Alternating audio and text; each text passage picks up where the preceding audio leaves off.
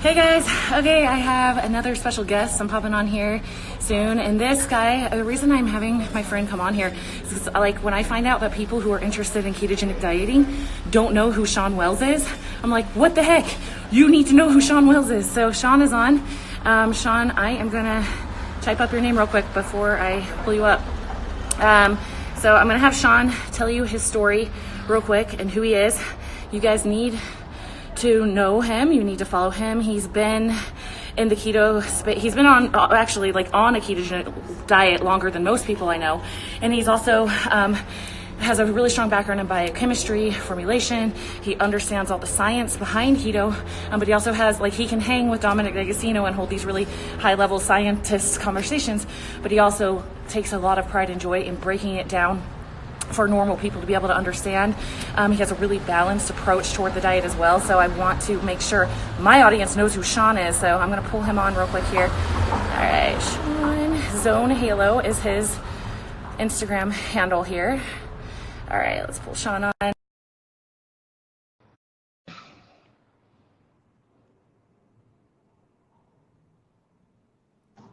Yay, hi Shawn. How are you? I'm good. How are you? Good. Hey, so I took you by surprise and I didn't tell you anything I wanted you to say on here on purpose. So I actually was wondering if you could start by well, let's have you start by telling what you're doing right now in business, but then can you back up and tell your story in college and how you got there, how this all evolved? Yeah, hold on just one second. Let me see if these work. Okay. Okay. All right. So Better. you wanted my story? Is that what you said? Yeah, so tell them what you do now and what you've been doing the last few years in business, and then can you back it up and tell how you got there starting in college, because I love this story. Yeah. So what I'm doing right now, first off, I'm at a WeWork, and I hustle even on the weekends. But yes, right now I'm working on novel ingredients. I've made some of the ingredients that some of the ketogenic dieters might use, like ketones, anti-aging ingredients, like with the mitochondrial health, as you know, I'm focused on. Just T-cream and dynamine, which are popular ingredients that are in pre-workout products, fat burners, energy drinks. So a lot of biochemistry, a lot of unique ingredients. That's been my focus lately. I came from doing formulations, and I still do some product formulations. I've probably done over 500 products. And then I speak, as you know, on radio, podcasts, stages all over the world, documentaries, TV.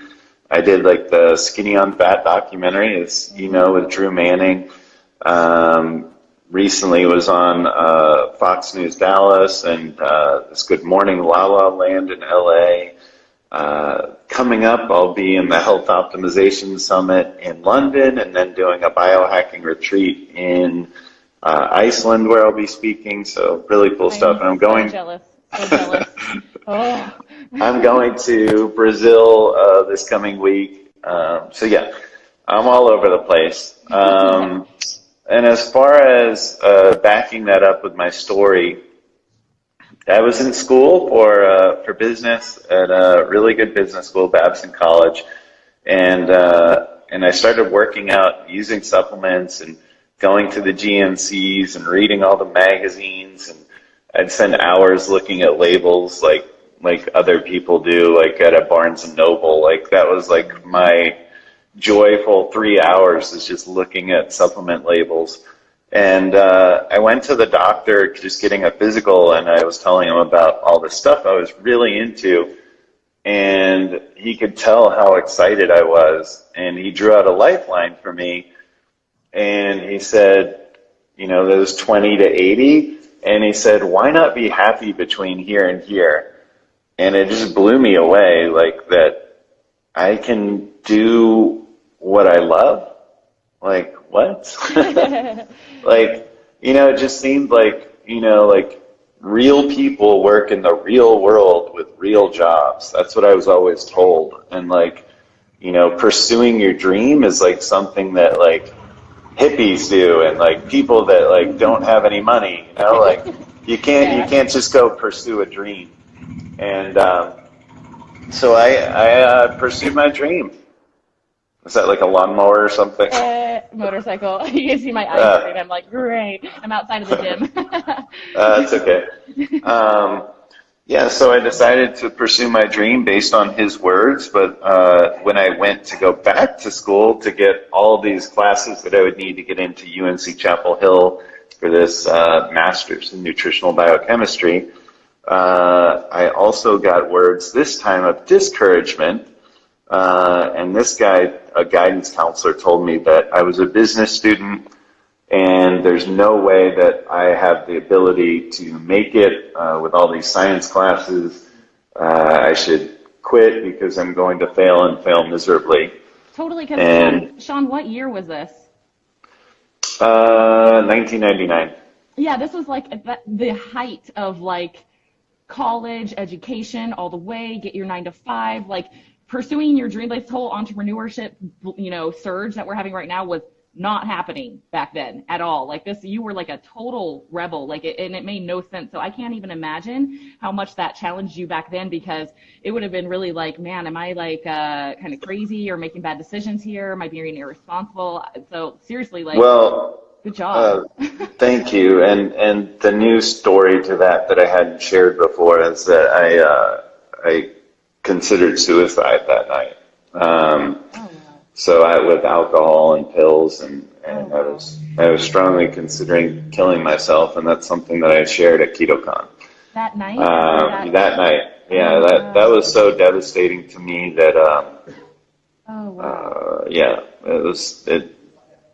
He actually made fun of like my body type and all this stuff too. Like he really like devastated me. Wow. The power of words, like someone can take away your dreams or give you your dreams, like both these guys. I mean, but luckily, I was on the edge of killing myself and decided not to, and I'm glad I didn't. But we are too, Shawn. Look what happened to that. Like I heard Jamie Foxx once on a podcast with Aubrey Marcus, and he was saying how like for every low there's an equal high, right? So it's kind of like you from the base of that low, like look what you've built on it, right? So it's almost like you had to hit that rock bottom to soar all the way as high as you have. It gave me so much resolve once I did not kill myself. I thought of that guy every single day, every day. Those words like played over and over in my head. And every time someone's like, hey, you want to go out drinking? You want to go out partying? Like, you want to go do this? And I was like, I'm on my grind. I mean, maybe it was mildly unhealthy mentally, but it got me through. And like, I just cranked through so many classes of biochemistry, physiology, anatomy, organic chemistry, all this stuff with all the labs, all this work. I got straight A's. I got into Chapel Hill. I got my master's in nutritional biochemistry, got my RD, then I became certified sports nutritionist, and then eventually a fellow in the International Society of Sports Nutrition. And here I am years later. And I worked clinically for about 10 years as a chief clinical dietitian, and that was really, really, really good experience, especially working with the elderly. That highly affected me. Seeing Alzheimer's, dementia, seeing the morbid obesity, seeing the sarcopenia, like a lot of these things, like I was more focused early on like the athlete, and then this like totally got me focused in like, whoa, where are we going as a people? Right. And then like kind of the in-between with anti-aging and biohacking and performance, and like beyond just like, being a young athlete. It's like, how do we get more out of our lives, and how do we not end up in this really bad place? Right. And so that all really affected me. I want to say real quick, like, did you hear Logan Delgado, Goody Beats? Did you hear him at FitCon speak on stage? It was his first time. And he got up, and guys, I don't know if my audience or Sean's audience follows Goody Beats Logan, but he's like He's awesome. super jacked. He's super happy. I mean, he's like, seriously, like all the guys are commenting on my on my DMs, like, look at his legs. That guy doesn't skip leg day, right? So he looks amazing, right? But he shared at FitCon, Sean, that what drove him was he was like totally out of shape, and he saw this picture of his wife's ex-boyfriend, and he was like, Casey, he was like totally jacked, right? Like it like kept popping up as like a suggested friend on Facebook, and it was like this fitness profile picture, and he got super jealous, like super upset, and it drove him into fitness. It like drove him. He said he looked at that guy's picture every single day, and he owned it. He's like, this was a really unhealthy motivation. I know that now. But what was beautiful about it was that it got him from point A to point B, and it got him healthy, and it awoke all these epiphanies in him. And so, like, I thought that was such an honest and beautiful perspective, because it's like sometimes these like bad things, these bad issues that we have going on, or whatever, these insecurities, these problems, they're really a gift, because they propel us from point A to point B. Like, that was such a horrible night for you, like when that guy just crushed you, like he just crushed your self-esteem, your ego. But I'm sure now, since then, that you've like learned not to allow people to do that to you so much, but it also like propelled you on this amazing journey. And then there's still time for you to evolve along that journey and heal, but you may not have gotten nearly as high as you are right now if you hadn't had that like super unhealthy motivation from like, this guy, I'm going to show him, you know? So it's like, we don't always have to start off in the best place. Like just like that one guy, the medical doctor, you know, gave me permission to pursue my dream. If I didn't have that guidance counselor, like you're saying, then I probably wouldn't have had my dream either. Like, he strengthened my resolve, and unfortunately, I mean, he almost took not only my dream, but my life from me. But, you know, and again, the power of words is so critical, but like, it really did strengthen my desire and got me there. And without him, maybe I would have gone into school and not been quite as on fire, not been quite as driven. Maybe I would have like gone out drinking more. Maybe I would have partied more. You know, like, because of him, like, it pushed me. Yeah, and then think about like your own health and the issues that you've had, and how much you've learned actually to give yourself more life and to give yourself a higher quality of life because of all that, right? So can you tell them like how you got started on keto and your own? Yeah. So, well, I grew up with obesity, depression, a lot of issues there, kind of traumatic stuff in my childhood. But as I moved on in college at UNC Chapel Hill, I ended up getting really sick with mono, Epstein-Barr, and I ended up getting chronic fatigue and fibromyalgia and all the things that go with that, and then later finding out I had Hashimoto's. So a lot of autoimmune stuff that came into play. So I ended up going keto, and as a way to deal with that, and I got so much energy back. Like, it was amazing. Like, keto, like, this helps with all this stuff. You know, because at that time, I just knew about it for weight loss. Like, this was 20 years ago. Mm-hmm. And, you know, body composition, I knew about that. And epilepsy, I knew about that. But there wasn't a whole lot on autoimmunity or some of these other conditions we're not talking about. But it helped tremendously.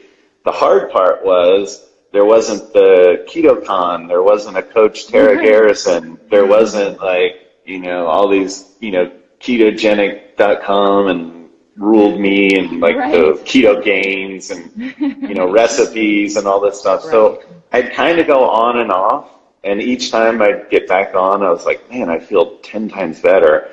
And it wasn't until about 8 years ago when I got a pituitary tumor, a prolactinoma, that really messed with my sleep. I had bad headaches. I was like losing muscle mass, putting on fat mass.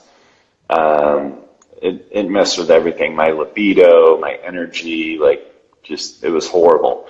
And so started treating that with medication, a dopamine agonist called cabergoline, but also being very focused not only on keto, but like essentially paleo, whole food, intermittent fasting, biohacking, doing all the things, and then supplements, certainly like immune health supplements. So that's been a big part of everything I've been doing. Yeah, so it's just so cool, Shawn, how like to see the path now, like all these challenges that you've had, like how much beauty they've brought into your life, and not only your life, but all the other people's lives that you're affecting. Because I mean, you're speaking all over the world. You're on like 1 million podcasts. You're on, you've had your own show. Like you're just very, you're able to share these gifts so well. And I always say this about Shawn. Like you've heard me say it about you before, but I so appreciate, like, there's a lot of people that understand biochemistry like you do. Like, Shawn speaks. Got another motorcycle, sorry guys. It's real and raw right now. I feel it in my soul. Anyway, it's like you can hang and you can speak science, right? Like, definitely, but I see that you choose not to so that people can understand what you're saying.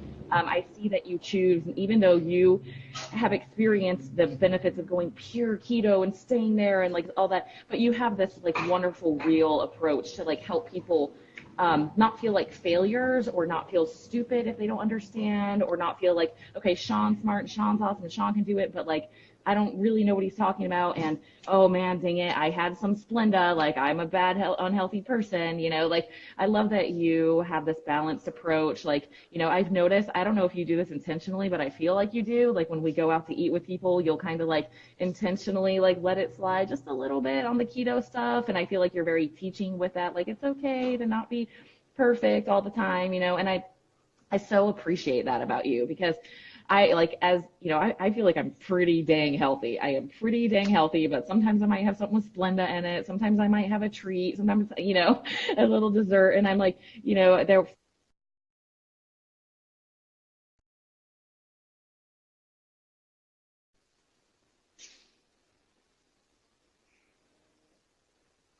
I feel like in the last, about a year ago to 3 or 4 years ago, it was just this like super crazy keto cult that was just like never anything impure ever, and I get that. I love that. Like, that's great. That should be the goal. But I don't like it when it translates into people feeling bad or failing. And because I had a bite of my husband's dessert at dinner, now I'm going to go home and eat a bag of chips because I failed, And so I see that you really, really try to help people feel good about where they're at, help them understand where to go further. And really, Shawn, like, you're so good with the keto stuff. You're so good with supplements. Like, I love some of your podcasts on like the truth about supplements and what's really going on with the ingredients there. Like, that is so cool to hear your perspective. He didn't mention, guys, that you were with BioTrust forever. And like, he's formulated so many supplements. You're walking around with your business partner from China. Your supplements, you're very far down in that road. But I think what you really, really specialize in my opinion, is like all the biohacking approaches, the modalities, not just the physical stuff, but also the mental stuff. And so I was wondering, this is like, I guess this is more entrepreneurship. It's more soulful. It's more unleashing your best self. But I love what you were talking about, this Japanese concept of, wasn't it? Ikigai? Ikigai. Yes. Can you tell them about this? Because I love, this is, I don't know, where I start getting into the more of the Shawn. Like you love to talk about like mitochondria and cellular health and supplements and all that, but you also like have such an awesome mindset around like unleashing your true power. So can you explain that concept? Yeah, it's doing what you love and what you get paid for, and let's see, like are you in front of a computer? Yeah. Can you pull it up? Yeah. So it's what you it's what you love. Can you see it? That was fast. Yeah. Go down a little bit. Down a little more. Down a little more. Right, that's it. Yep. Right there. Okay. So what you love, what you're good at, what you can be paid for, and what the world needs. And you can see passion, mission, vocation, profession, and in the center is this Ikigai. And that's really what I'm going for. That's why I feel like I can outwork anyone.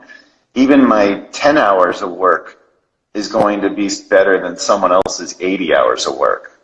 Mm-hmm. Because I have, I am doing what I love. I have the passion. It's what I'm good at. it's what I'm paid for, and it's what the world needs. And I feel like I am on my mission. I do have my passion. Like, it's all there. And like, to your point, like all those problems, all the health problems and the adversity, like gave me my why. And sometimes I was like, I felt like I was rotting away for $35,000 a year in a nursing home. And, you know, RDs are very underpaid. And, man. Wow.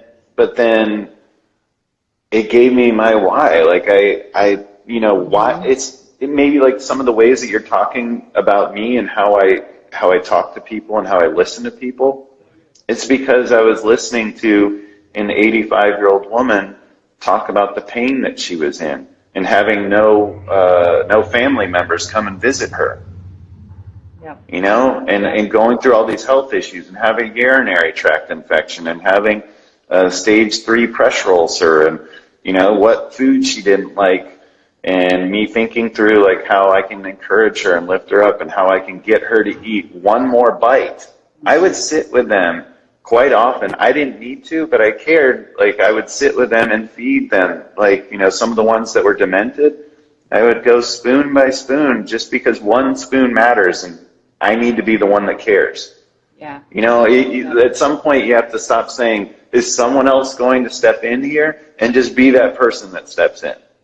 And that's something that I've adopted in my life. And like, I even met one of my best friends there, who is a little guy that's, you know, he has a terrible disease with brittle bone disease, but, you know, he's a little guy in a wheelchair, and he's about 28 years old, and I still take care of him, still talk to him several times a week, and take care of his bills and get him computers and PlayStations and all that stuff, because, you know, I feel like I can't solve everything in the world, but like, if something comes into my path, I can be the one that steps up.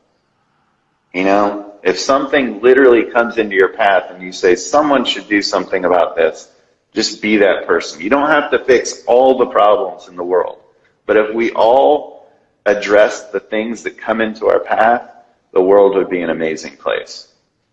Wow. Yeah, keto carnivore queen. I'm like tearing up and trying. I was like, okay, I'm gonna cry. Thank you, Shawn. Yeah, Shawn, you have exemplified that so fully, and you're not telling all the details there, but you know, we've talked about these things privately, and it is so beautiful how you have exemplified that in your life. And I will say, you know, for my followers, or the people that know me, I shouldn't say followers, but you guys that know me on here that know a little bit of my background, I went through a really tough time about a year ago. We actually cried at dinner at KetoCon about this, me, you, and Shelly. But I went through a really tough time, and you know, Shawn and Shelly are out in Dallas, and I'm here in Salt Lake City, and you guys were there for me, honestly, more than my own family when I went through this traumatic time. Offered to fly me out to Dallas, let me stay with you for a while, checked in on me like every week, calling me. It was just so beautiful. So you really have made that impact on me. Like, I know what that feels like to be in a tough time and to have somebody step in and be like, hey, I care what you're going through, and thank you for being that kind of person. It's and that friend to me. I really appreciate that. Thank you. I love you.